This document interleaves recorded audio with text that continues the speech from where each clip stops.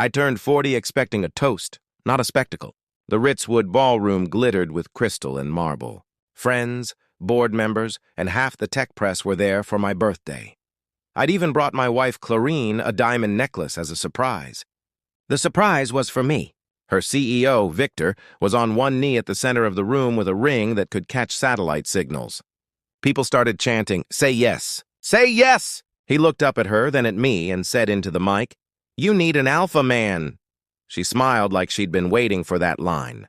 She whispered, "Yes." The room erupted.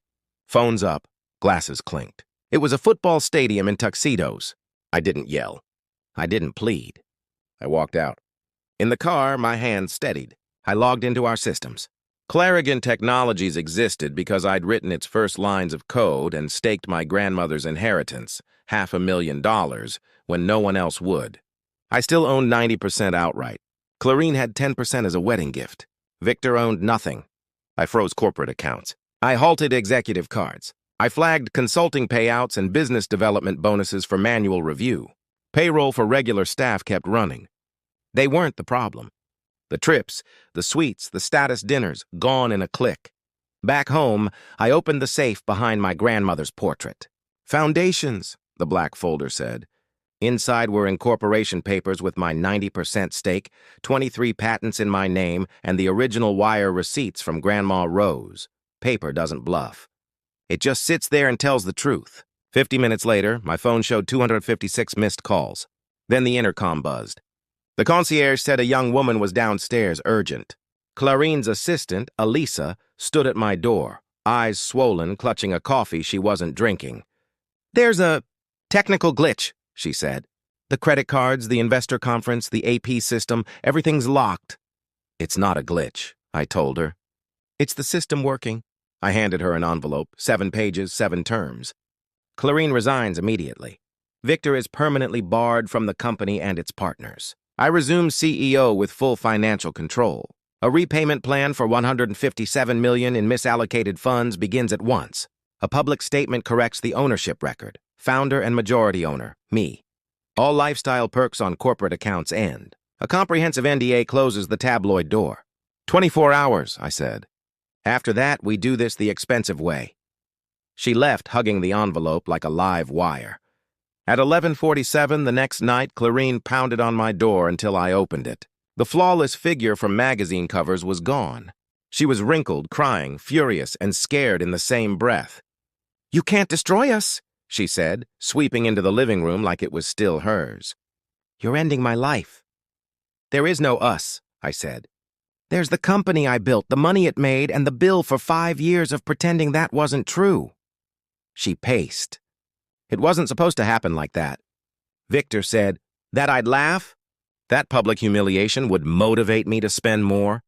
I believe he said alpha already. She collapsed onto the leather sofa we'd picked together back when we said we and meant it. The tears weren't pretty. "I'll sign," she whispered. "Just don't ruin everyone." "I'm ending the lie," I said. "Not the payroll," she signed. At 9 a.m. the board met. 12 suits looked like a jury waiting for a verdict. I kept it simple. Item 1, Clarine resigns effective now. Item 2, I'm CEO with veto authority on spend above $5,000. Item 3, Victor is banned from any involvement with this company or its affiliates. Item 4, let's clear up ownership.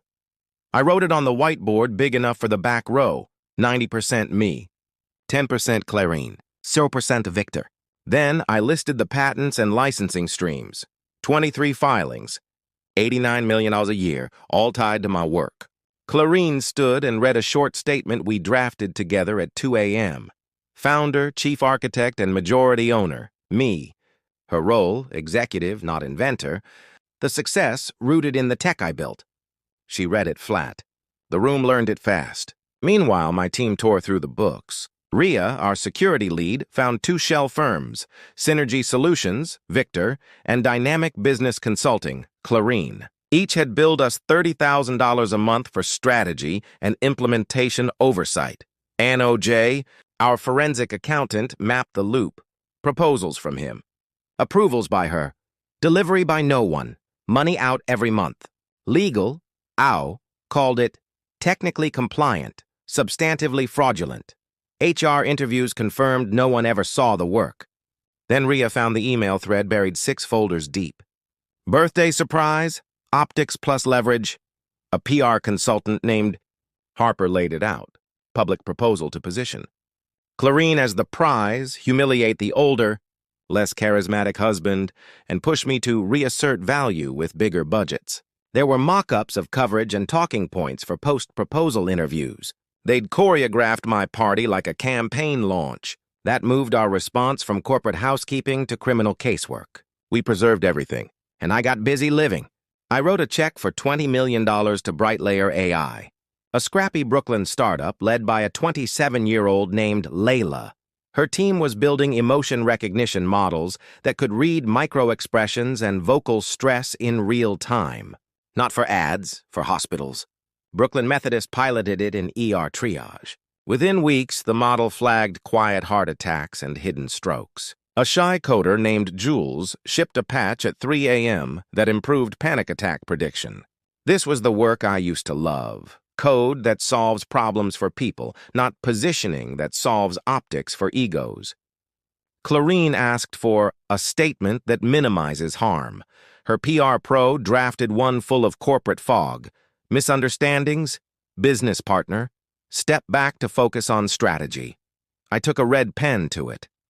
Deliberate misrepresentation, founder and majority owner. All patents and core tech, mine. Financial irregularities acknowledged. She said it was too harsh. I said it was true. She signed. We posted at 8 a.m. It trended by 9. Reporters called by 10. Tech press called it the most honest confession we've seen. The ER pilot expanded after the board there read it. If you tell the truth about failure, the CTO told me, we trust you with success. I sent the necklace to a scholarship auction in my grandmother's name. Let it fund someone else's start. I moved out of the icebox penthouse into a 2-bedroom on the Upper West Side. It felt like taking a deep breath after years of holding it. No marble museum, just a couch you can sit on and windows you can open. My new doorman said I looked lighter. He was right. 3 days a week I taught at Columbia. Intro to algorithmic thinking and advanced data structures. Students with questions that matter. How do you know an algorithm is good, not just profitable? One asked. You don't hear that in boardrooms. BrightLayer grew. The ER saw a 37% improvement in catching critical cases early. Jules built an early sepsis detector from facial microchanges. Layla started a pediatric track for nonverbal kids. They measured success in lives helped. Clarine left for Portland, teaching kids to code at a nonprofit. She sent a handwritten letter. No excuses, just an apology. I kept it in a drawer. Forgiving isn't forgetting, but it's movement. Victor vanished from feeds. Without other people's money, Alpha turned into a mid-tier marketing job in New Jersey. Power measured in slide decks, not stock options. Elisa, once the assistant standing shaky at my door, joined BrightLayer as operations manager. Turns out she's a natural. 10 projects moving, 4 hospitals happy, engineers shipping on time. Given oxygen, people grow. Back at Clarigan, we stripped out the theater. The champagne fountain became whiteboards. The marble lobby turned into a makerspace. We taped a 2-line culture charter to the wall. We build or we don't spend. Real work, no stunts. Numbers followed the work. R&D funding went where it belonged. 2 major patent filings last quarter. Employee satisfaction rose without paying a vendor to tell us it did. Profit margins came from products, not consulting invoices. On Sundays, I sit on a park bench with my phone off and watch the city wake up. Joggers, dogs, families, nowhere to be, just going. I used to think success was applause under chandeliers. Now I think it's not performing at all. I teach, I code sometimes, badly but happily. I invest in teams who build things that help. I publish free founder templates, ownership, controls, clauses that keep builders in charge. The downloads tell me too many people learn the hard way. The war ended the day I stopped fighting for a story that wasn't mine. Clarine is rebuilding around work that serves. Victor is learning what work even is. I'm busy with students, startups, and a company that makes things again. I once believed having everything meant owning everything. Now I know it means owning yourself, your time, your craft, your choices, and putting them where they matter. That's my win.